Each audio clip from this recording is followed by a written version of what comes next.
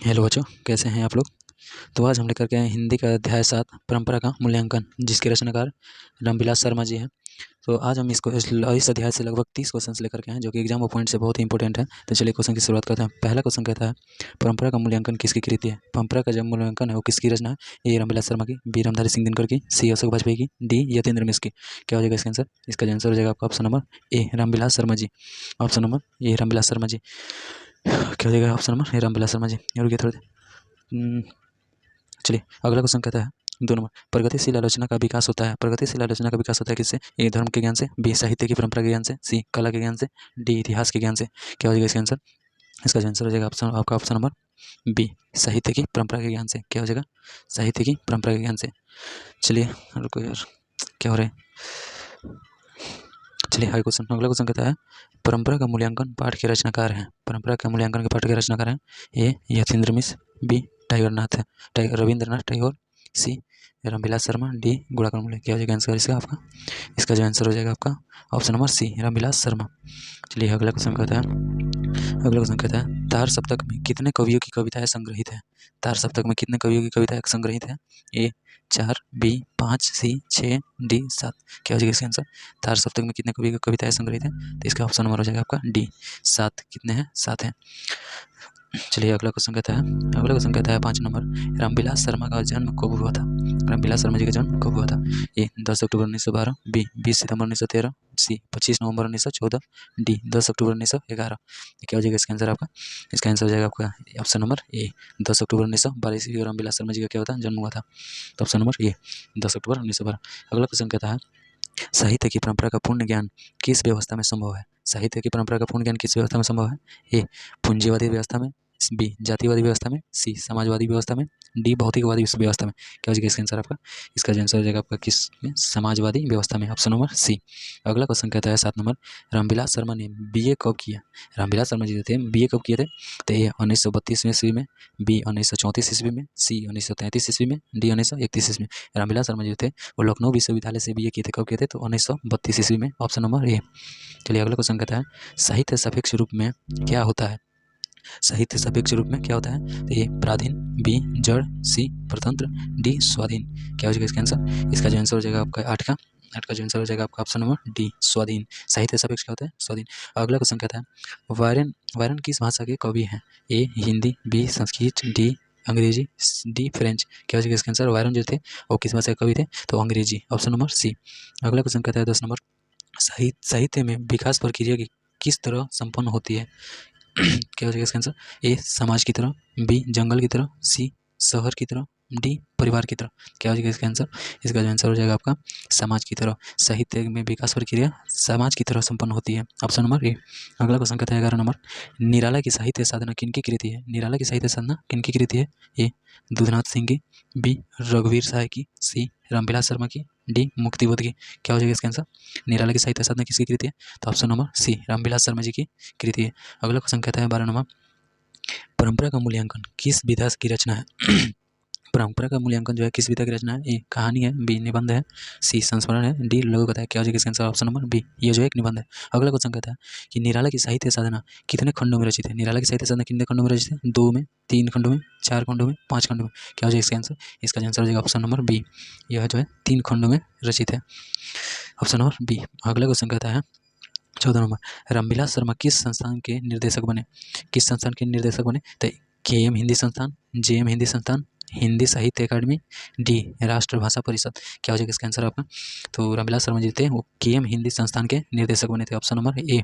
अगला क्वेश्चन कहता है 15 नंबर, प्रेमचंद और उनका युग किनकी रचना है। प्रेमचंद और उनका युग किनकी रचना है। ए प्रेमचंद की, बी डॉक्टर मुरली मनोहर जोशी की, सी दिनकर की, डी डॉक्टर रामविलास शर्मा की। क्या हो जाएगा इसका आंसर। इसका आंसर हो जाएगा आपका option number D doctor Ramvilas Sharma ji की रचना है। अगला क्वेश्चन कहता है 16 नंबर, एथेंस किस महादेश में है। एथेंस जो है, ये जो एथेंस देश है वो किस महादेश में है। तो ए यूरोप में है, बी एशिया में, सी अमेरिका में, डी ऑस्ट्रेलिया में। क्या हो जाएगा ऑप्शन नंबर ए यूरोप में। अगला क्वेश्चन कहता है 17 नंबर, लैटिन कवि कौन है। लैटिन कवि जो है कौन है? वर्जिल है, वायरन है, शेक्सपियर है, रेनर मारियन रिल्के है। क्या हो जाएगा इसका आंसर? ये जो इसका आंसर हो जाएगा आपका ऑप्शन नंबर ए। लैटिन भाषा का कवि कौन है? तो वर्जिल है, सॉरी वर्जिल है। क्या हो जाएगा? वर्जिल। अगला क्वेश्चन कहता है अगे ने तार सप्तक कब संपादित किया? अगे जो थे वो तार सप्तक कब संपादित किया था? 1941 ईस्वी में, 1943 ईस्वी में, 1945 ईस्वी में, 1947 ईस्वी में। 18 का क्या हो जाएगा आपका आंसर? 18 का ऑप्शन नंबर बी। क्या हो जाएगा ऑप्शन नंबर बी? 1943 ईस्वी में, 1943 ईस्वी में। अगला क्वेश्चन कहता है 19 नंबर, रामविलास शर्मा ने बीए किस विश्वविद्यालय से किया था? तो आपको ऊपर नहीं बताया 1932 की ईस्वी में क्यों किया था बीए जो है वो किस विश्वविद्यालय से किया था? ए दिल्ली विश्वविद्यालय से, बी लखनऊ विश्वविद्यालय से, सी प्रयागराज विश्वविद्यालय से, डी पटना विश्वविद्यालय से। क्या हो जाएगा ऑप्शन नंबर आपका? हो जाएगा वो लखनऊ विश्वविद्यालय बता दिए थे। ये 20 नंबर क्वेश्चन कहता है रामविलास शर्मा ने लखनऊ विश्वविद्यालय के किस विभाग में अध्ययन कार्य किया था? ए संस्कृत, बी हिंदी, सी इतिहास, डी अंग्रेजी। किस भाषा में किया था? तो ये जो है अंग्रेजी भाषा से, मतलब अंग्रेजी विभाग से अध्यापन कार्य किया था। Option number D. 20 का option number D. 21 number question कहता है निराला की साहित्य साधना के रचनाकार है। निराला की साहित्य साधनाकार के रचनाकार कौन है? A Ramdhari Singh Dinkar, B Shivbhojan Shah, C Ashok Vajpeyi. Option number D Ramvilas Sharma. क्या हो जाएगा इसका आंसर? इसका आंसर हो जाएगा आपका option number D Ramvilas Sharma. Nirala के साहित्य साधना का रचनाकार जो है रामविलास शर्मा जी है। अगला क्वेश्चन कहता है 22 नंबर क्वेश्चन कहता है किन लोगों के लिए साहित्य की परंपरा का ज्ञान सबसे आवश्यक है? ए जो लकीर के फकीर हैं, बी जो रूढ़िवादी हैं, सी जो साहित्य में युग परिवर्तन करना चाहते हैं, डी जो साहित्यकार बनना चाहते हैं। क्या हो जाएगा इसका आंसर? इसका जो आंसर हो जाएगा आपका ऑप्शन नंबर सी। क्या हो जाएगा ऑप्शन नंबर सी? जो साहित्य में युग परिवर्तन करना चाहते हैं उनको परंपरा का ज्ञान सबसे आवश्यक है। Option number C. Option number C. अगला क्वेश्चन कहता है 23 नंबर, साहित्य सापेक्ष रूप में होता है। साहित्य सापेक्ष रूप में होता है पराधीन, स्वाधीन, कालीधीन, राज्याधीन। क्या हो जाएगा इसका आंसर? इसका जो आंसर हो जाएगा साहित्य सापेक्ष रूप में होता है किस रूप में होता है? तो वो जो होता है स्वाधीन रूप में होता है। किसमें? स्वाधीन। Option number B. Option number B. चलिए अगला क्वेश्चन कहता है 24 नंबर, साहित्य के निर्माण में किनकी भूमिका निर्णायक है? ए प्रभावशाली मनुष्य की, बी भाग्यवादी मनुष्य की, सी परिश्रमी मनुष्य की, डी पूंजीवादी मनुष्य की। क्या हो जाएगा इसका आंसर? 24 का जो आंसर हो जाएगा आपका ऑप्शन नंबर ए। प्रभावशाली मनुष्य की जो है साहित्य के निर्माण में भूमिका निर्णायक है। क्या हो जाएगा ऑप्शन नंबर ए प्रभावशाली मनुष्य की। अगला क्वेश्चन कहता है 25 नंबर क्वेश्चन कह रहा है कि अविच्छिन्न का शाब्दिक अर्थ है। अविच्छिन्न का शाब्दिक अर्थ क्या हो जाएगा? ए खंडित, बी अटूट, सी प्रवाहित, डी ठहराव। क्या हो जाएगा इसका आंसर? इसका जो आंसर हो जाएगा अविच्छिन्न का शाब्दिक अर्थ होता है अटूट। क्या होता है? अटूट। Option number B.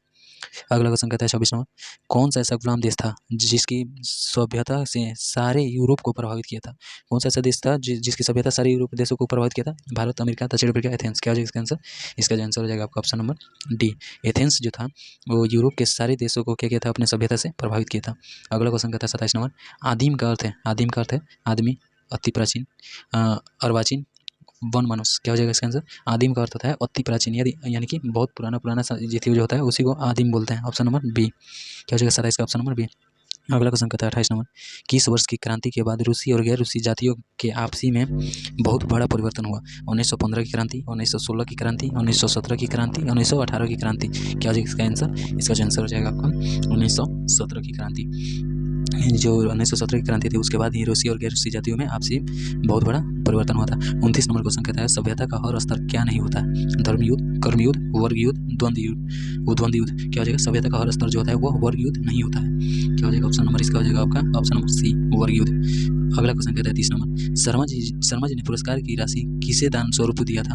ए गरीबों को, बी बेरोजगारों को, सी भारत सरकार को, डी राज्य सरकार को। वो जो थे शर्मा जी थे अपने पुरस्कार की राशि को दान स्वरूप में भारत सरकार को दिया था। अगला क्वेश्चन क्या बोलते हैं? ऑप्शन नंबर हो जाएगा आपका सी 30 का सी। तो ये लास्ट क्वेश्चन था। तो बताइए कि कैसा लगा आपको वीडियो? अगर वीडियो अच्छा लगा हो तो लाइक कीजिए, चैनल को सब्सक्राइब कीजिए और शेयर जरूर कीजिए। तो चलिए मिलते हैं अगले लेक्चर में, तब तक के लिए बाय।